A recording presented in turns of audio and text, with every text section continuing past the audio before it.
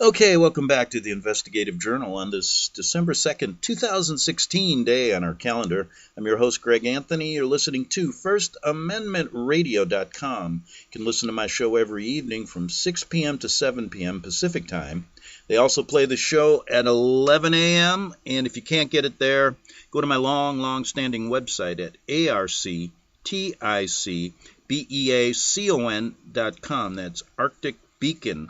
And you can get shows going back well over a decade regarding what I call the Vatican-led New World Order. My guest today on this Friday is international attorney John Levy, and John comes on my show regularly to talk about things that, anyway, John's an international attorney licensed here in the States as well as in England, and to say the least, John takes on interesting cases, and he's taken on the Vatican in a number of cases that we've covered. And today, John, I know we spoke before the show, and you wanted to talk about the International Criminal Court. And I think it's an organization that few people in America, including myself, really understand. And I know you're a critic of that organization, so tell us what's on your mind. Yeah, I'm a member of the International Criminal Court Bar, and that is the court that was set up in The Hague, Netherlands. The U.S. was originally one of the prime movers behind it. Bill Clinton was.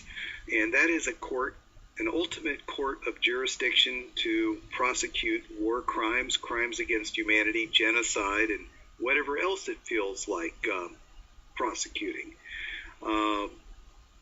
It's funded largely by, the United Nations and the European Union countries and Japan.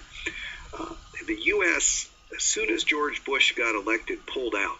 I mean, they even took their signature. George Bush and his administration, John Bolton and the other ones, they felt so strongly against that court that it would be such a vehicle for malicious prosecution that the U.S. even took back its signature off of everything connected with it under the Bush administration. And when the U.S., for example, sends troops to foreign countries, we won't send troops to Iraq or Afghanistan or anywhere else unless those countries sign a waiver saying no international criminal court jurisdiction applies to U.S. troops. So from the standpoint of the U.S. government, it's a very hostile organization set up to supposedly prosecute genocide and war crimes. Sounds like a good idea, right? Right. Well, are they actually doing that? No. This is the issue. It was set up in 2002. It has a budget of like $150 to $200 million a year. Pays for a lot of bureaucrats and lawyers in the Netherlands. In its first 10 years of existence, under an incompetent prosecutor named Ocampo, I think he was from some sort of UN bureaucrat, they had exactly one prosecution for 10 years. Mm-hmm. Now, that's between 2002 and 2012. Apparently, no war crimes occurred during that entire period, according to the ICC, and they focused entirely on Africa. So there was a lot of people were not real thrilled about the court, but it operated sort of, under the radar. So even though there were a lot of criticisms of it, no one paid much attention. Now, when the first chief prosecutor's term ran out, the countries who were a member of it said, okay, we'll make the deputy prosecutor the chief prosecutor. Now, therein lies the problem. The deputy chief prosecutor is a lady, who's now the chief prosecutor, the former justice minister of Gambia, the Islamic Republic of Gambia, as it's called now. And her name is Fatou Bensouda, or Fatima Bensouda, a Muslim. And this is where the International Criminal Court really went off the rails. You put a Muslim in charge of it, an unvetted Muslim, and suddenly the International Criminal Court got very active, prosecuting people who were actively opposed to Islamic jihadists and ISIS. So again, you have this quasi-UN agency going after African countries, and then interestingly, just recently, Russia and the U.S. And Israel countries who are actively opposing ISIS, Al-Qaeda, the Taliban, Al-Shabaab in Somalia, Boko Haram in Nigeria, instead of prosecuting those people, the radical Islamists, she's prosecuting Kenya, which is the bulwark against radical Islam in East Africa. She's prosecuting Russia, or attempting to. She's attempting to prosecute Israel. She's attempting to prosecute the United States because we weren't nice to the Taliban in Afghanistan. Right. So, now, did we sign a waiver with Afghanistan? Well, we did, but that, as I said, it's a court from which there is no appeal. So it has. This was the objection. Ambassador John Bolton, former U.S. ambassador to the UN, was the originator of this objection. He said, it's unconstitutional. How can the U.S. participate in a court that says there's nobody above it? Mm-hmm. Now, it's a UN organization then, right? Well, it's affiliated with the UN. It is not run by the UN, but it's connected at the hip to the UN. So, for example, even though it's separate from the UN, the Security Council can refer cases. So if there's a unanimity on the Security Council by the 5 permanent members, they can send a case over there. Now, so far, they haven't done much of that because they don't have any confidence in this crazy court either. Now, what's the Obama administration's feeling about this court? Have they expressed their concern? No, just the opposite. As you know, the Obama administration is a big supporter of international governmental organizations, right? What under the Bush administration we called the New World Order. Well, it's gotten much worse. It's just simply under the Obama administration, he would give ultimate power to organizations like the ICC or the UN if he was able to. Of course, Congress would block him immediately if he had tried that. So they're very supportive of this sort of thing. And certainly, we've heard nothing from the Obama administration about the out-of-control International Criminal Court prosecutor, Fatou Bensouda, unless it's something complimentary, like, oh, what a great job she's doing chasing people around who are fighting ISIS. Now, additionally, we haven't heard too much from Obama about the effrontery of the International Criminal Court to suggest that they could investigate the U.S. for not being nice to the Taliban. So it goes hand in hand with his foreign and domestic policies, which seem to aid our enemies instead of fight against them. And with his lackadaisical approach to this, he's actually supporting ISIS because you have a prosecutor who's not prosecuting them, but going after people who are trying to get rid of ISIS, correct? That's correct. So, and in fact, it's a little more sinister than that. I mean, let's face it. Donald Trump said, and I agree, the U.S. under Obama and Clinton as Secretary of State created ISIS. Mm-hmm. Just as the U.S. created Al-Qaeda back in the days of the Soviet invasion of Afghanistan. So now we're seeing the blowback from these kind of creations. However, U.S. allies like Turkey, Saudi Arabia also fund ISIS, as we know. So obviously the U.S. does not want to see any war crimes investigation of ISIS, now would they? Because it would lead back to the funding. Exactly. How do you see any change with Trump? What do you think the policies will be? Well, I think we'll see a 180-degree turnaround based on the people Trump's been appointing to his cabinet that would deal with foreign affairs and defense matters. He's putting in people what I'd call neo-realists that are simply going to weigh the evidence and say, well, hey, what's in it for the U.S. to gain here in doing something? So before the U.S. commits troops, we're not going to be doing it for some vague notions of liberal democracy or supporting international government. They're going to look at it and say, well, what's the net benefit to the U.S. from intervening in Syria? Exactly. So what do you think? A very strong policy of let's go in there and do the job and get rid of these people, right?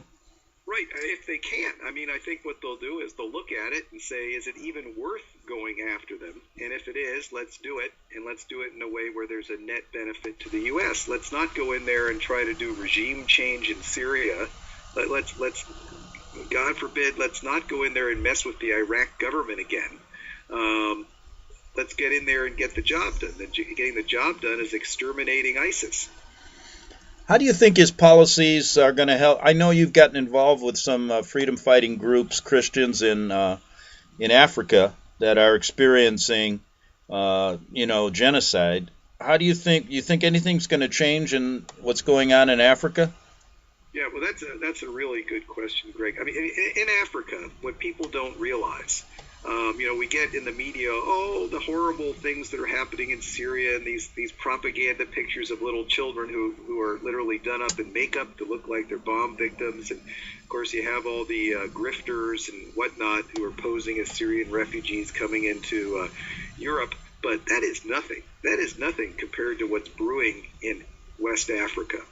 And what people don't realize is you have a huge clash between Islam and Christianity in West Africa. There are, for example, 80 million Christians in Nigeria, and they are ruled by about 75 million Muslims. So the current president of Nigeria is a Muslim. Now, normally that wouldn't present a problem, but you have ISIS's affiliate, Boko Haram, which everyone's heard of, which has been running around Nigeria now for 5 or 6 years.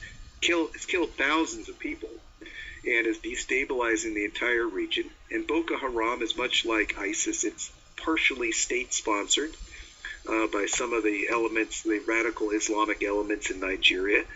And you've got 80 million, Christians hemmed into largely the southeast corner of Nigeria.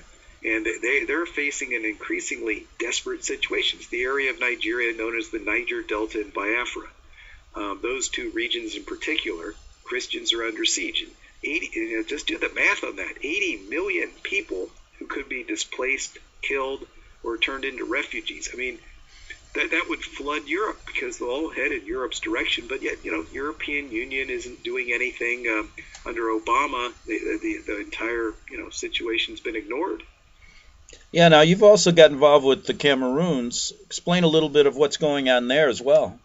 Right, now Cameroons is the next country over, heading east from Nigeria. So the Cameroons borders on Nigeria. There, again, you have a dictator who's been in power since 1982, who enjoys the backing of the Vatican in France and the United States by the name of Paul Biya. And he's been persecuting people who are related to the Christians in Nigeria, the English-speaking minority in the Cameroons, which number in the millions. They're called Anglophones, English speakers. And that situation is starting to get hot, too. So you have it on both ends of the border there in Nigeria.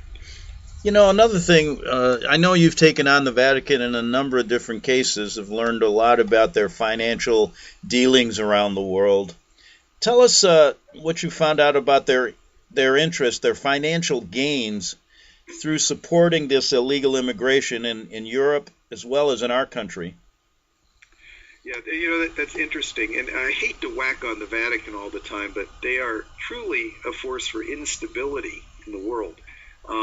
Almost as if they're promoting a lot of these things like a George Soros type organization, because the Vatican derives a lot of its power and wealth from basically conflict. I mean, for example, the Vatican has organizations such as Catholic Charities in the U.S. and Caritas worldwide, and with huge budgets. They get a lot of money from the government, by the way, huge amounts.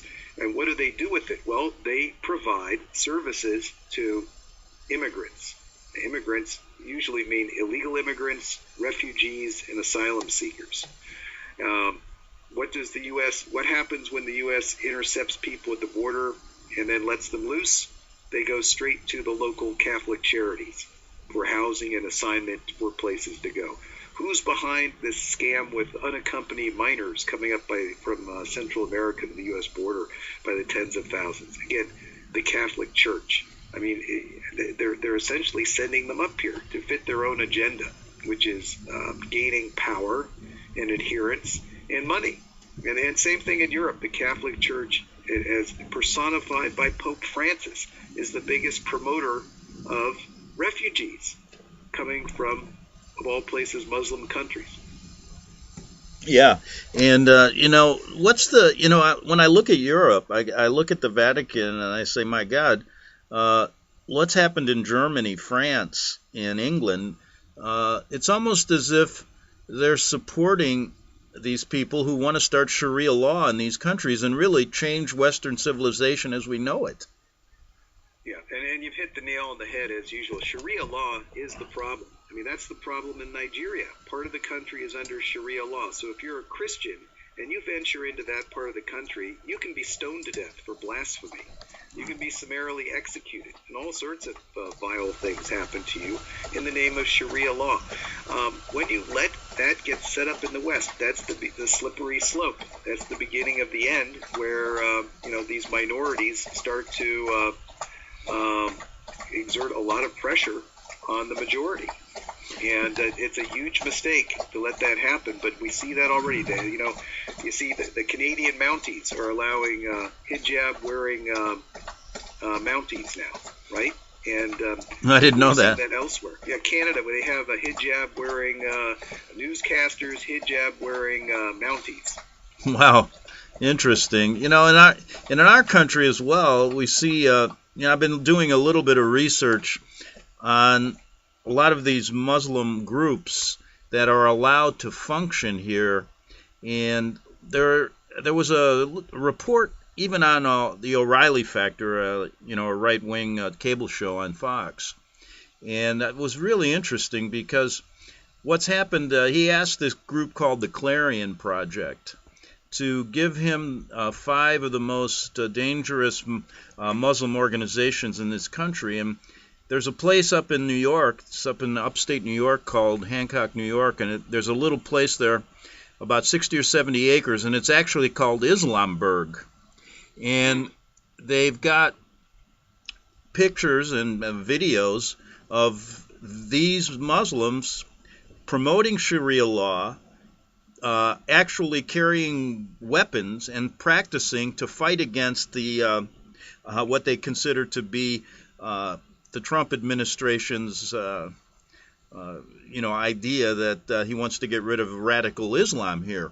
Now, this isn't just one place. There's about 30 of these places all over, and our government's allowing this to continue. Your thoughts about that? I mean, they should go in there and strip these people of their weapons. It's amazing to me that Obama's allowing this. Well, yeah, not only that, but the initial victims of the radical Islam movement are Muslims themselves, because that's who they start with the Sharia law to lord it over Muslims locally, many of whom don't want to cooperate but have to. And then when you let that get started, then they get into the more radical activities once they've consolidated their grip on the local Muslim community. I mean, that's what happened in Turkey under Erdogan. Right. With the help of the Gulenists, who are now at odds with them, but they started in little ways. Oh, we just want to wear these head coverings and this and that. No, these are potent symbols, and then they force everybody to wear the head covering. That's how they do it. Force you to conform. So it's pure manipulation of our First Amendment religious rights, and the government's just going to have to recognize that the Constitution can't literally apply to everyone. Otherwise, you're going to have people scam it, which is what's going on with the Muslims. Yeah, it's almost as if they use, for example, there was a study done where over 60% of the Muslims in this country feel that suicide bombing is okay. So what does that tell you? I mean, well, that speaks volumes. I mean, Al-Qaeda, for example, when they do polls in Nigeria, comes out with an 80% favorable rating. So when I mean, it's just the truth. So how do you do that? Well, you're going to have to crack down. That's also first thing you do is you shut down enablers like the Council on American Islamic Relations, CAIR, CAIR. Yeah. and that's it. They'll scream and yell, and they'll sue and this and that. But you have to do things like that because radical Islam is at odds with everything under our Constitution. You just cannot tolerate it. And just like France banned the hijab, but they didn't go far enough, so they still have plenty of trouble. Hopefully Le Pen will get in there and do what she says she's going to do and try to take France back for the French. Yeah, and you're seeing these populist movements in England now, maybe cropping up in France. Same thing going on in Italy right now, a backlash against the EU and this immigration. Now we have Trump here in America. Same kind of thing happened, another Brexit. But what do you think? My point is, what's gonna? We see this division in this country now. There seems to be the blacks fighting against the whites, and now we have this Muslim infiltration here that I think is worse than we really understand. What do you think's gonna do? What's gonna end up here? Chaos in the streets? No, I don't think so. I think a lot of what we're seeing is media distortion. And remember, they need to look into who's been providing money to these to our mainstream media. Well, we know Carlos Slim, right, the world's richest man or so from Mexico, owns most of the New York Times, if not the whole thing. We know that Silicon Valley, Jeff Bezos owns the Washington Post.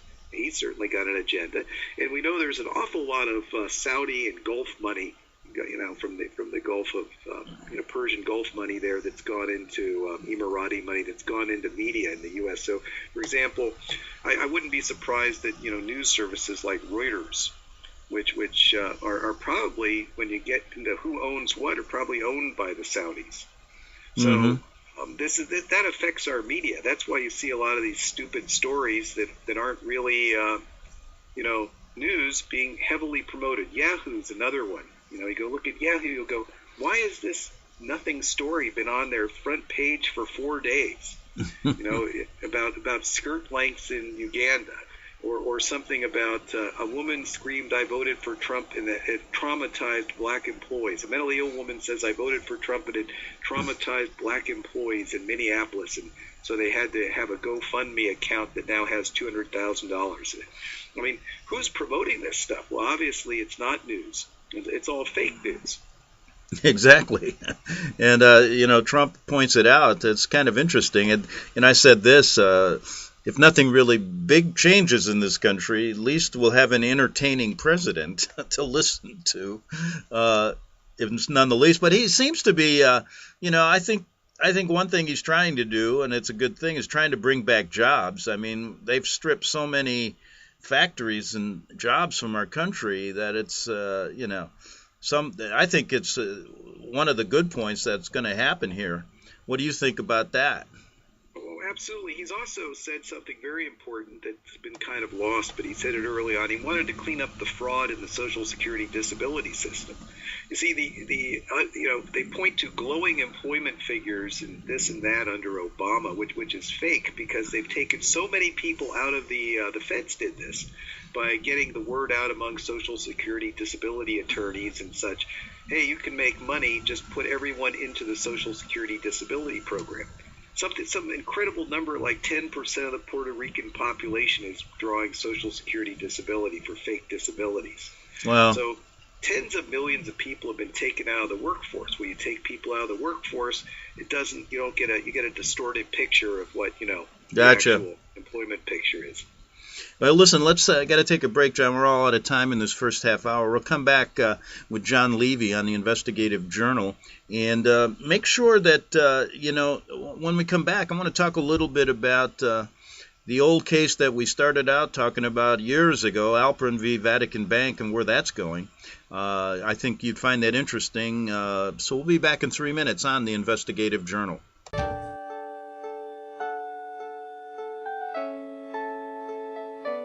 The program you are listening to is 100% sponsored by you, the listener, on this First Amendment Rights Media channel. You will notice that there are few commercials on this radio network. There's a good reason for that. Corporate advertising dollars come with strings that limit program content. So without your help, these programs cannot continue on Internet or our several affiliates. If you benefit by the educational law programs, we ask you to give. If you are admonished or nurtured by the Bible and ministry programs, we ask you to give. If some voice a cause that you are passionate about, we ask you to give. If you believe in any of these, we ask you to support them as you would a missionary on a continual basis, as if giving a tithe for missionary radio. These programs are not commercially viable and must be supported by those faithful to the cause of truth. Look for the button to sponsor your favorite programs at our listen and schedule pages on the internet. Then, when you subscribe, we will send you the last quarterly MP3 CD of that program immediately, and continue to do so with each new quarter. We will also give you unlimited archive access to all of our programs. We're asking you to give much less than a tithe, so that you may also send support directly to a particular program host, cause, and anywhere else the Spirit may lead you. Do all to the glory of our God and Creator, for His holy nation, the only kingdom that will last forever. Thank you for listening.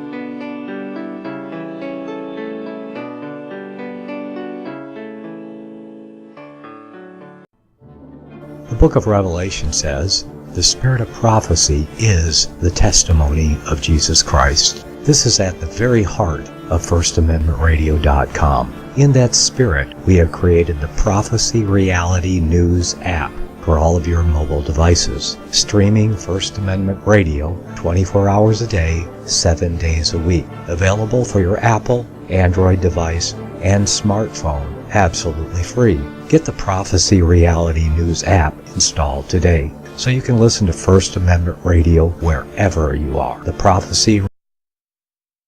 Since the beginning of time, kings have sought it, nations have fought for it. It has been traded, it has been borrowed, it has been purchased, it has been stolen. There's a reason for it. To secure the blessings of liberty to ourselves and to our posterity. Invest with the security of gold and silver.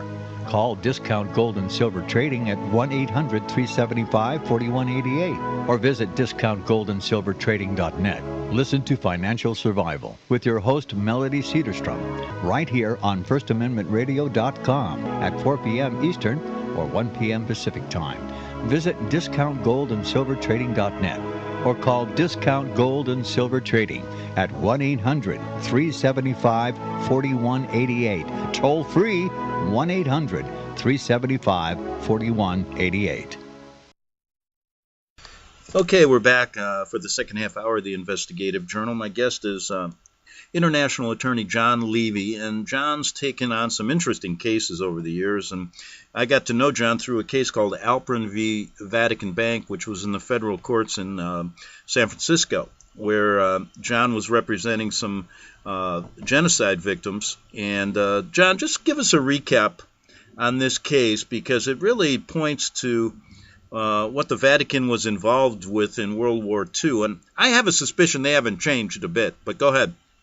No, and it's actually very relevant today. So this is a case that I'm sure some of your listeners have heard about bits and pieces of it. It had to do with the Vatican Bank laundering money from places in Europe that were under Nazi occupation during the Second World War.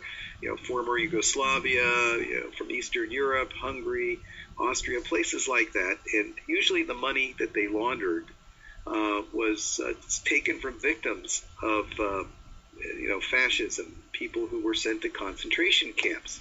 And toward the last couple months of the war, of course, as the Soviet Red Army started sweeping into East Europe, these people panicked. I mean, they said, look, we've got all this loot. What are we going to do with it? So the ones that had the foresight to have good relations with the Vatican moved their money to the Vatican Bank. Gold, what have you. The Vatican Bank isn't really like a normal bank, but it's more like a pawnbroking operation. You give them, say you bring in a ton of gold. Well, they'll take it. You can bring in a ton of gold teeth, they'll take it, as long as 10% goes toward pious works of the church. So that's how it works. And a lot of that money was then used after the Second World War to fund the rat lines, which was the a Vatican immigration scheme, if you will, to move Nazis and other people into Latin America and elsewhere around the world for a price.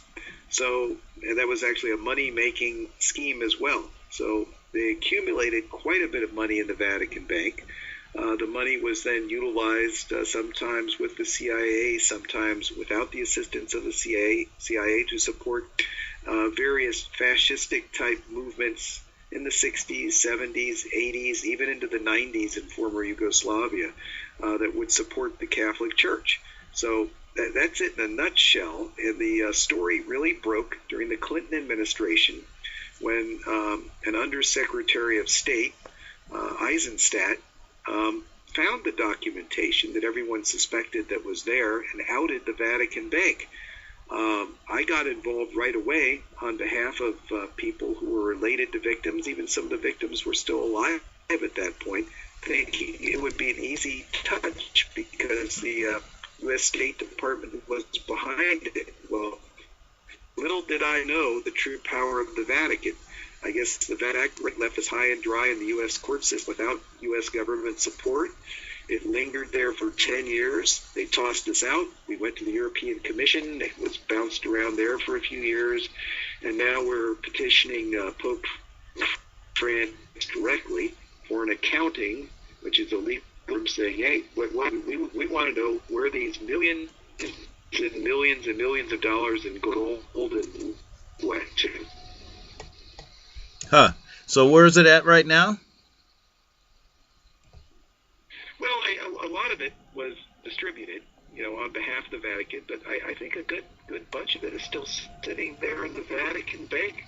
We've identified about 18 different accounts that we would like audited by the Vatican. And still nothing. Go on. And to date, the court refused to do it. Yeah, nothing. Mm-hmm. So go back to why they threw this case out in the States.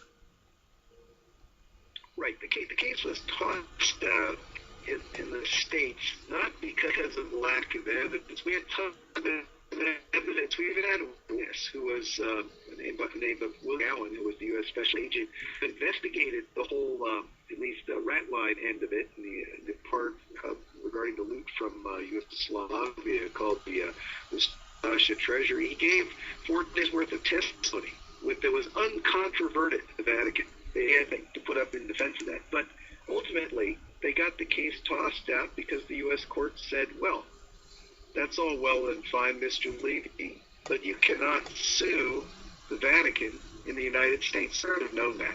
I'm thinking, it's went on for 10 years. What do you mean I should have known it, right? Suddenly the court realizes that there's no jurisdiction over the Vatican in the U.S., so apparently, the Vatican, in its many ways to exert influence, managed to influence the U.S. government and the U.S. courts so that there would never be a trial against the Vatican Bank in the United States. Wow. Even though many of the plaintiffs were from the U.S. Wow, and so now you've taken it to the EU. Even though we traced the money into it. We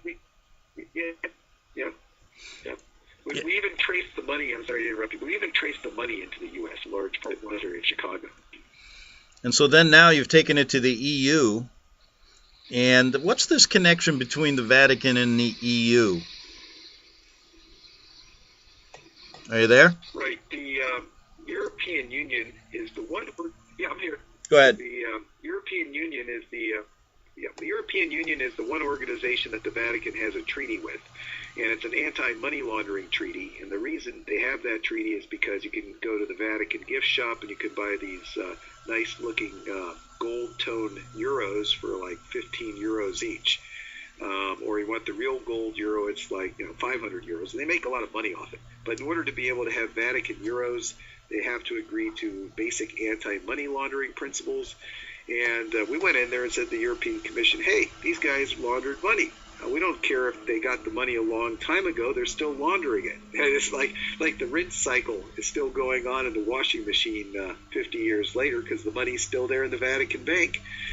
And it took the European Commission a couple years to get rid of us this time. I mean, they obviously didn't want to do anything, but it was hard for them to argue with it. So first they said, well, we've investigated it, and we don't think that there's any gold being used by the Vatican that was stolen from concentration camps, because the Vatican's saying here's where they get their gold from to mint their gold euros. So I said, that's not what I asked you. I said, I want those accounts, those 18 or so accounts at the Vatican Bank audited. And then they went back, they thought about it some more and said, okay, we have your solution. We have forced the Vatican to set up a financial intelligence unit under their treaty obligations. Now you have to take it over to the Vatican's financial intelligence unit, because we just discovered, they gave me a newsflash, we just discovered the Vatican Bank is not in Vatican City. So you'll have to deal with the Vatican on that. And I'm like, what? Vatican Bank is not in Vatican City? Yeah, they're like, we have our treaties. We just discovered our treaty is signed by Vatican City, and the Vatican Bank is in the Holy See. And I'm like, wait a minute. The Holy See is in Vatican City. It's all the same thing. Not according to the European Commission of the European Union. So, sounds like they're just protecting them. Well, it does sound that way, doesn't it?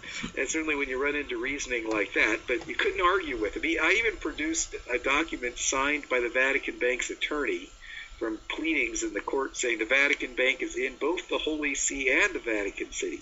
But that didn't seem to carry any weight with the European Commission. So we then took it to the Vatican Financial Intelligence Unit, which did what the Vatican does best. They didn't respond. We took it to Cardinal Pell, who supposedly was cleaning up Vatican finances. He didn't respond.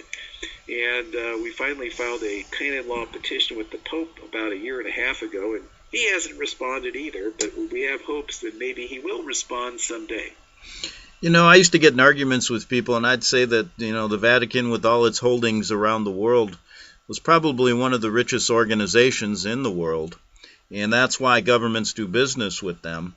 And people that would question that would say, oh, no, they put out a statement, and they're only worth about $20 million, and what have you... how can we ever get to the bottom of what they really own? Well, if you've been to Vatican City, yeah. The thing is like a storehouse of wealth. I mean, they'll go, oh, but you can't count. Say that. What do you think the Sistine Chapel is worth? I mean, billions of dollars, right? You could cut it into little pieces and sell it. Or the stuff in the Vatican Museum. Billions and billions, but that's the tip, the very little tip of the iceberg, because the Vatican's real wealth is in real estate holdings around the world, much of it tax exempt. I mean, just look at Georgetown University. Look at all the Catholic universities that are sitting on land that's worth billions and trillions of dollars. They don't pay a penny in taxes. There's all sorts of church-run industries, investments. They probably are the richest organization in the world, and they get away with it because they do it under a multiplicity of names. But ultimately, as you can vouch for, if you want to be a Catholic university or a Catholic organization or a Catholic order or a Catholic charity, who do you answer to, Greg? Well, I guess you'd have to answer to the Pope, right? That's right. If the Pope says to Georgetown University, sell your property and send me the proceeds, what do you think they're going to do? They're going to sell it. There's no ifs, ands, or buts. If the Pope, who is the personification of God on earth, says to a Catholic organization, you got to do it, why then you have to do it. There's no, but they can't say, oh, but we have to answer to the stakeholders and the this and that. No, Georgetown University ultimately is a Catholic university. The charter is such in all these institutions that they have to have obedience to the papal hierarchy. Just to move on, and I want to go back to the subject we were talking about, these radical Muslim groups in this country, how the Obama administration won't even call it radical Islam, and some of these compounds that the FBI knows about but will not do anything. I mean, we got armed Muslims marching, preparing for war, calling for Sharia law openly, and they leave these people and they monitor them. That's it. And somebody asked, well, are they under control? And the answer is, of course, you can't control by just monitoring. The point I want to make is recently there's been a whole bunch of stories about the Justice Department coming down on Christian organizations and pastors who have talked against transgender bathrooms, who have talked against, same-sex marriages, and they're getting hit hard by the IRS and other organizations, and a couple of them even being fired by news organizations when they were doing radio shows. Now, to me, that seems to be the Obama administration's goal here, is to get rid of Christian organizations, separating it from the Vatican, which the Catholic groups never seem to get bothered with. And yet they're allowing Muslim organizations to function here. It's crazy, John. What's your thoughts? Yeah, well, that's it. You pointed out the great dichotomy there, which is you don't see Catholic organizations prosecuted, even though there was a great, the great, child abuse conspiracy with the Catholic Church. We saw very, very few prosecutions, even though there was a, worldwide conspiracy to cover that up. Likewise, with the Muslim groups, you don't see much of anything. So, for example, you take the recent shooting at Ohio State University. Well, common sense says you should go to the mosque where this guy came from and find out what in the hell were they teaching him. Right. So, but that didn't happen. Well, we can't interfere with religion. But how about a Christian group? Let's say someone from a Christian group goes and shoots somebody. Well, they'd be all over there like Waco now, wouldn't they? Yeah, and it's amazing to me that they've put more emphasis on bathrooms than on this problem of radical Islam that's killing people, around the world. I mean, it's amazing. But, I would say that Obama supports that. What's your thoughts? Well, Obama is one of the bigger supporters. He is an Islamophile, but we knew that because his father was a Muslim. His stepfather was a Muslim. Wouldn't he be at least sympathetic toward the Muslim religion? His name, after all, is Barack Hussein Obama. So why? It's not as if he tried to hide his sympathies. So if people were that stupid, they got what they deserved by voting him in. Yeah, and another thing that always interested me about the Clinton Foundation was some of their deal. I was talking to somebody in Italy, and they were tracing some of the Clinton Foundation money coming from Italy, from some Islamic groups there, as well as a lot of money coming from Saudi Arabia and other functions. And it doesn't seem like the Justice Department wanted to even get into that. I mean, it's amazing. Go ahead.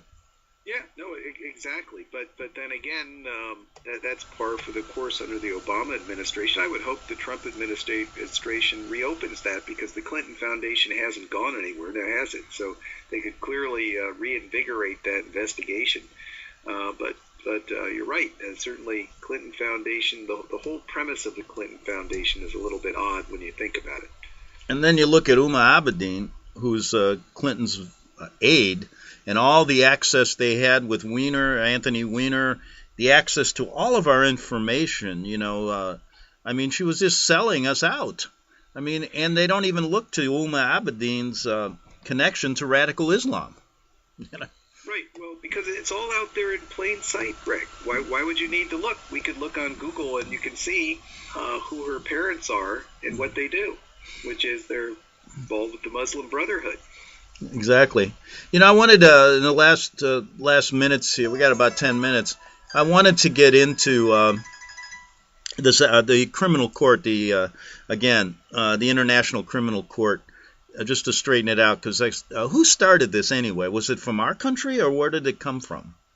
Yeah, I mean, it was the Clinton administration was a prime mover. I think it came from the international community originally, and the idea was, it's not a bad idea, but the idea was that you're going to have an international court that's going to deal with genocide and crimes against humanity and war crimes, exactly the stuff that ISIS is doing.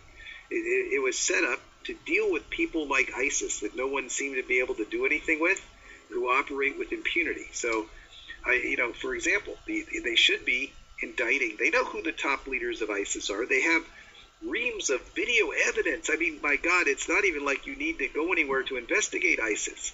I just sent you a video about ISIS. They have a new top-of-the-line video on how to kill disbelievers. It looks like it was done with Hollywood-style equipment using live victims. But that would appear to be a war crime to me.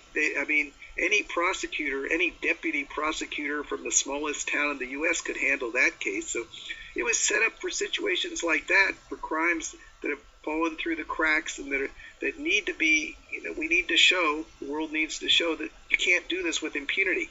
So it was a good idea, but as was warned by people in the Bush administration, they were suspicious about who would be running this organization.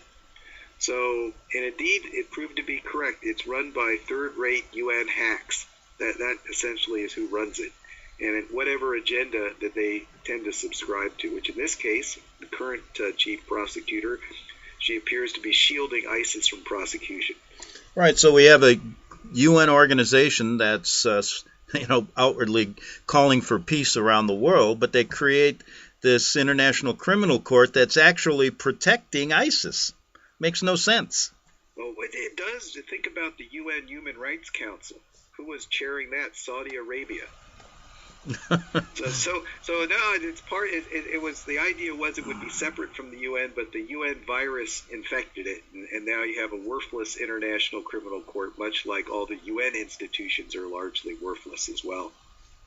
Yeah, and you look at what Obama did with. I wanted to touch on this, the Iran deal, which is going to be an interesting case to watch here and what Trump does. I mean, he's got to get out of that deal. I mean, he gave everything to Iran, and they're on the path to nuclear weapons quicker than we think. What do you think will happen there? Yeah, I think he'll probably find some it won't be it'll be very simple to find a violation of the deal. Simply ask the Iranians, have you lived up to it? Are you going to do nuclear weapons? And they'll come back with the usual Iranian thing like, how dare you ask us, right? And they'll repudiate it's more likely Iran will repudiate the agreement because they never intended to carry it through. They just wanted back their hundreds of billions of dollars that had been impounded. Yeah, and we gave it to them. I mean, why couldn't we use it to help the people in the inner cities? I mean, it's crazy. Right. We gave them all that money. I think it doesn't. I think it doesn't mean war with Iran. I think it's just realist. You'd go in there and say, hell, why should we be a party to by some charade of the Iranians arming themselves? Let's at least force them out in the open so everybody knows what they're doing. Right. That doesn't mean you're going to drop bombs on them tomorrow, but why would you continue to enable them to look like they're complying with the law when they aren't and have no intention to? Exactly. And, I always wondered what's going to happen with our relations with Russia now and Trump. And I think it's interesting. I have a feeling he may try to, ease relations with Russia and actually work together with trying to destroy ISIS. Some people say that's a bad move. I really, what's your thoughts? Well, Trump is tremendously popular in Russia, and if he were to make a move toward Russia, it would certainly have support on the Russian side. He's popular with their press, with their politicians. And, of course, Russia is a sort of partner the U.S. needs in the Middle East. The Russians are willing to put boots on the ground, whereas the U.S. isn't. Yeah, and I wonder about Croatia, what's happening in I'm sure we can't, Crimea is going to remain with Russia. But this kind of idea that what's happening, and I see, this buildup of NATO forces on the Russian border, I think with Trump, this is all going to calm down a little bit. What do you think? Well, absolutely, because Russia is not going to invade. Russia has no interest in invading Poland or anywhere else. It's got little tiny disputes where there's pockets of Russians stranded as in the Donbass region of Ukraine, which is really a very small area. So the Crimea, which was overwhelmingly Russian and never wanted to be in Ukraine to begin with. But Russia's not about to invade Western Europe. It's not a USSR scenario where they have huge tank divisions poised, ready to go out at a moment's notice. But NATO is being counterproductive by threatening Russia. You'll just get an escalation. Why would you kick the bear, right? Why poke the bear unless you want to get a reaction? So I think Trump will back off on that. He has no interest in starting wars. Right, and it seemed like what Obama and Clinton wanted to do was to provoke Russia into a conflict. 100%. The best way to provoke Vladimir Putin, for example, is, as Clinton did, call him Putler. Probably didn't score any points with him. So, just insult people, goad them, put sanctions on them, do everything you can to create an enemy, and eventually you'll get one. The last thing, we got about a minute and a half here. What worries me is what's going on in China and what's going on in China and what's going on in North Korea. That is a big problem, and it seems to be getting overlooked. But we got a guy there that is going to have nuclear weapons in a year or two that be able to reach the West Coast. What do you think we should do there? I mean, it's a hard question. I think China has to do something. Very simple. I mean, Trump said the Chinese should take care of it. However, he does have a plan B because North Korea also has a border with Russia. If he gets in good with the Russians have tremendous influence with the North Koreans as well. Yeah, because that's a powder keg there. And certainly the Russians aren't happy with a nuclear-armed North Korea on their border. They don't want it. Right. Hey, 30 seconds. What's your advice to all these crying liberals that seem to can't understand what's happening? Well, just wait and see. It hasn't even started. If you're crying now, you better just keep those tears for later on because Trump administration hasn't even been sworn in yet. Yeah, I know, and it's amazing.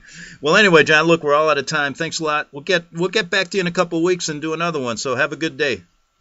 Okay, thanks, Greg. Bye-bye. All right, that's it. We'll be back on the Investigative Journal Monday. Have a good weekend.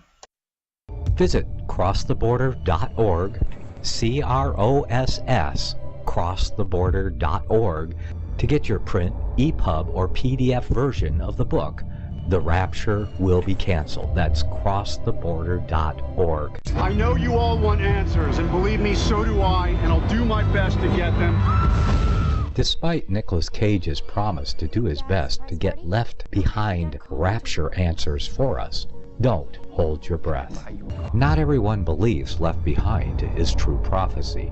Some may even regard as conspiratorial the mainstream re-release of the Left Behind movie with actor Nicolas Cage portraying the main character as an attempt to further reinforce in the minds of all this perception of false prophecy in order to condition the masses for the play about to begin. If you want true Bible prophecy answers, get the book, The Rapture Will Be Canceled. The author exposes the Latin rapture origin, the 7-year tribulation deception, true Bible revelation of Daniel's 70 weeks, the abomination of desolation, the restrainer, America in the Revelation, the image of the beast and the mark of the beast, and the truth about God's chosen people, and so much more about Bible prophecy.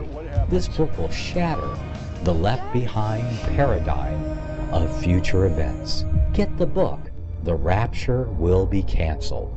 Visit crosstheborder.org, CROSS, crosstheborder.org, to get your print, EPUB, or PDF version of the book, The Rapture Will Be Canceled. That's crosstheborder.org.